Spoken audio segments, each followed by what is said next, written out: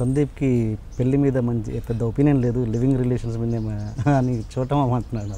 లేదండి, పెళ్లి మీద ఒపీనియన్ లేదని కాదండి, బట్ పెళ్లి చేసుకోవాలి, బట్ ప్రేమ కోసం పెళ్లి చేసుకోవాలి. ఒక అమ్మాయి నేను బాగా ప్రేమించాను, ఆ అమ్మాయికి లీగలీ 10 మందికి నా వైఫ్ అని చెప్పుకోవాలనుకోవాలి. నన్ను అడిగితే పెళ్లి జస్ట్ లీగల్ అగ్రిమెంట్ అండి, అంతే కదా. లివిన్కి పెళ్లికి తేడా ఉంది, లీగల్ అగ్రిమెంట్ ఉంటుంది.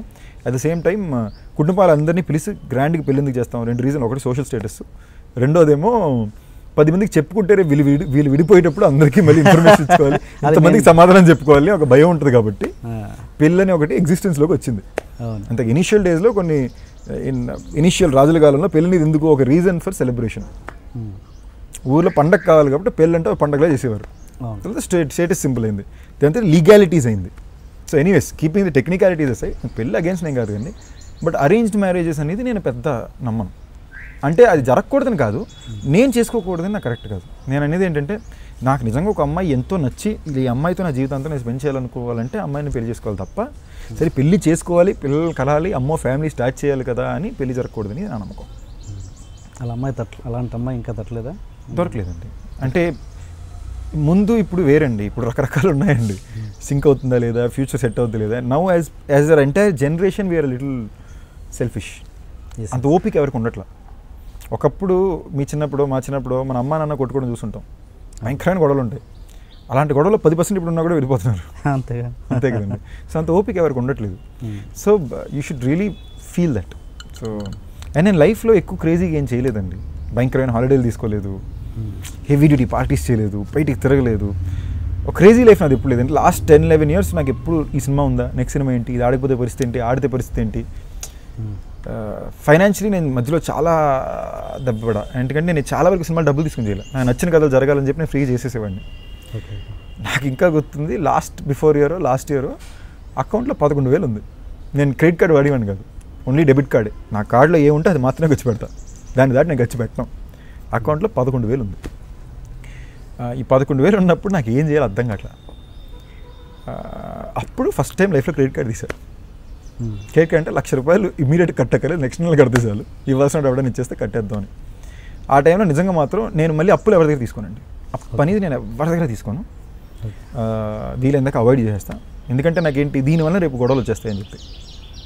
సో అలా నేను లైఫ్లో అప్పు తీసుకుంది అంటే ముగ్గురే. ఒకడు మహి అన్న ఫ్రెండ్ ఒకడు ఉన్నాడు, అప్పుడప్పుడు అర్జెంట్గా 50,000 60,000 అడ్జస్ట్మెంట్, అది మరి 1,00,000 దాకా ఉన్నాను. 50,000 అడ్జస్ట్మెంట్ 2 రోజులు కావాలంటే ఆయన అడిగేవాడిని. హరి అన్న మేనేజర్ ఉండేవారు, హరినాథ్ గౌటి అని.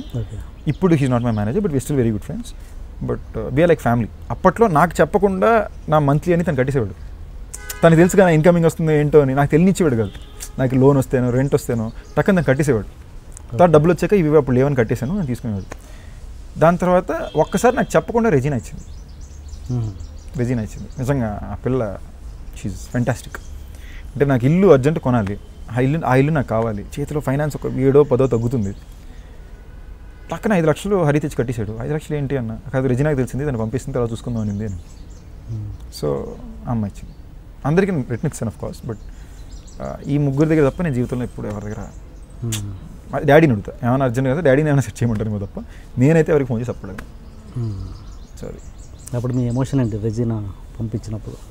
షీస్ లైక్ ఫ్యామిలీ అండి. అమ్మాయి మా ఇంట్లో అమ్మాయిలాగా, ఎప్పటికీ she'll be my best friend. And we've seen our lives together from last 6-7 years. మేమిద్దరం కొట్టుకున్నంత ఎవరు కొట్టుకుని ఉండరు. Okay. And we still best friends. I still have a lot of love and affection for her, so does she's family. So అది we have a great bond. And మేము రోజు మాడుకోవడం అవి కూడా ఉండవు, పుష్కరానికి ఒకసారి మాడుకుంటాం. నేను పాప అంటే దాని తాత అంటే అంతే ఫినిష్, దానిపైన కాన్వర్సేషన్ కూడా ఉండదు. దాని పనులతో ఉంటుంది, మా పనులు మేము ఉంటాం. అది బెస్ట్ ఫ్రెండ్ బెటర్ ఆఫ్ అవ్వకూడదా అంటే ఎలా? చాలా మా అమ్మాయి మీద ఎప్పుడు ఆ ఉద్దేశం ఉండింది. ఆ అమ్మాయి అని కాదు, any best friend they can possibly also, but మీకు అన్ని కుదరాలండి, ఆ థాట్ రావాలండి. థాట్ అసలు I have very few best friends and I have lot of love for them, lot of affection for them. వాళ్ళ కోసం నేను ఏమైనా చేస్తా, మేము ఎంత కొట్టుకున్నా వాళ్ళు నా కోసం కూడా ఏమైనా చేస్తారు. సో అలాంటి వాళ్ళే ఉన్నారు, చాలా తక్కువ మంది ఉన్నారు. సో అండ్ చాలామంది మీ best friend I think Sai Dharam Tej, ఇంకా చాలామంది ఉండొచ్చు. మీరందరూ చాలామంది రెగ్యులర్గా పార్టీలు చేసుకుంటారు, గెట్ టుగెదర్స్ చేస్తుంటారు కదా. ఎప్పుడైనా అనిపిస్తుంటుందా అంటే మీలో కొంచెం తారతమ్యం ఉంటుంది. ఒకరు పెద్ద స్టార్ అయి ఉంటారు, ఒకరు మీడియం రేంజ్ హీరో ఉంటారు, ఒకరు చిన్న హీరో అయి ఉంటారు. ఎప్పుడైనా అనిపిస్తుంటుందా అరే వాళ్ళలాగా పెద్ద సినిమాలు చేయలేకపోతున్నాను, వాళ్ళ కమర్షియల్ సినిమాలు చేయలేకపోతున్నాను అలాంటి? అంటే మనిషి నాకు ఎక్కడో ఒక చిన్న ఈగో పాయింట్ అని ఉంటుంది. ఎప్పుడు లేదండి, అసలు ఎప్పుడు ఆ థాట్ లేదు, ఆ ఇది లేదు. ఇప్పుడు ఆదిగాడు తేజ్గాడు ఇద్దరు నాకు బాగా క్లోజ్ ఫ్రెండ్స్. ఇప్పుడు ఆదిగాడికి నేను ఆది కలిసి ట్రైన్ చేసేవాళ్ళం. ఆది అంటే సాయి కుమార్ తెలుస్తుంది. నేను ఆది చెన్నైలో కలిసి ట్రైన్ చేసేవాళ్ళం. అంటే పొద్దున్న డాన్సు, నేను కాలేజ్కి వెళ్ళిపోయేవాడిని, తర్వాత ఆఫీస్కి వెళ్ళేవాడిని, సాయంత్రం మళ్ళీ జిమ్నాస్టిక్స్ కలిసి చేసేవాళ్ళం. ఆడికి పడినంత లాంచ్ నాకు తెలిసి ద బెస్ట్ లాంచెస్ ఎవర్. నాకు ఇంకా గుర్తుంది, ఒకప్పుడు ఆడు లాంచ్ రోజు నేను వెనక్కి కూర్చున్న డ్రెస్ అన్ని జుట్టు అని నేను సెట్ చేస్తున్నాను. ఓకే. అండ్ తేజ్గాడు అనేవాడు నిజంగా చెప్తాను అండి, one of the nicest people you can meet. Very genuine guy, very real guy. చిన్న చిన్న తెక్కులు ఉంటాయి, అలుగుతాడు, బయటికి చెప్పడం, ఇలాంటివి ఉంటాయి తప్ప ఆడంత మంచోడు, చాలా మంచోడు. Very nice, very genuine, very real and natural leadership qualities ఉంటాయి తేజ్లో. ఓకే. సో ఈ వర్క్ అనేది కంప్లీట్లీ డిఫరెంట్ స్పేస్ అండి. ఫర్ ఎగ్జాంపుల్ నేను ఏమైనా ఒక సినిమా చేస్తుంటే అది చేయకూడదేమో అనేది వాడికి అనిపిస్తే ఆడు నాకు చెప్తాడు, ఆడేమైనా చేస్తుంటే నాకు కరెక్ట్ కాదనిపిస్తుంది చూసుకో అనేది నేను చెప్తాను. దాన్ని మించి పెద్ద అలాంటివి ఉండవు. అంటే కొత్తగా ఈ బిజినెస్లో పడ్డారంటే వివాహ భోజనం రోడ్ నెంబర్ 10 జూబ్లీ. అది జస్ట్ కుదిరిందండి. బేసిక్లీ నాకు ఏం అర్థమైందంటే ఈ లాస్ట్ 1.5 year నుంచి నేను ప్రాపర్లీ ఫైనాన్షియలీ సెటిల్డ్ ఉన్నా. అంతకుముందు సినిమాలన్నీ కూడా మీకు చెప్పాను కదా, చాలా వరకు సినిమాల కోసం నేను డబ్బులు తీసుకునేవాడిని, చాలా మంది ఇవ్వాల్సిన వాళ్ళు ఎవరు, నేను పట్టించుకునేవాడిని కాదు. ఎందుకు సింగిల్ మనకేమున్నాయి, ఎవరికి కట్టుకోక్కర్లేదు, నాకు పెద్ద ఖర్చులేం లేవు, ఈ మీటర్లోనే ఉండేవాడిని. అలాంటిది నాకు ఫస్ట్ టైం అనిపించింది, లేదు కొంచెం ఫైనాన్షియలీ సేఫ్ అవ్వాలి. లాస్ట్ ఇయర్ కొట్టింది నాకు గట్టిగా, లాస్ట్ బిఫోర్ ఇయర్ 11,000 10,000 అకౌంట్ చూస్తుంటే నాకు షేక్ వచ్చేసింది. ఏంటి నా పరిస్థితి ఏంటి? నాకు పెద్ద బీభత్సమైన ఖర్చులే ఉండేవి కాబట్టి అన్నీ చాలా బేసిక్కే. మేజర్కి బయటికి పార్టీలకి వెళ్ళి మందు కొట్టను నేను. వెళ్తే హాలిడేలకు హాలిడేలు ఖర్చు పెట్టుకుంటా.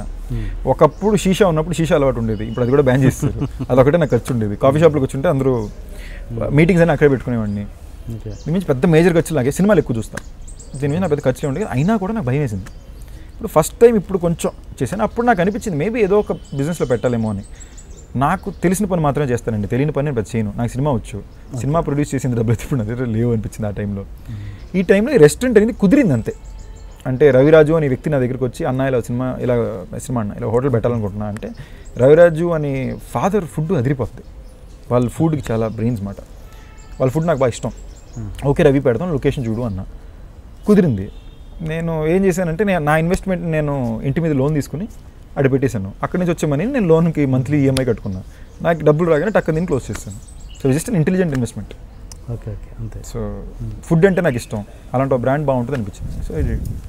సో నేను చాలా కేర్ఫుల్గా చేస్తాను. నేను ఎప్పుడు కూడా వేస్టేజ్ చేయను, తగ్గ ఇన్వెస్ట్ చేసాను అలాంటివి పెట్టుకోను. నా కంఫర్టబుల్ లైఫ్ ఏంటో అది వరకే చూసుకుంటాను.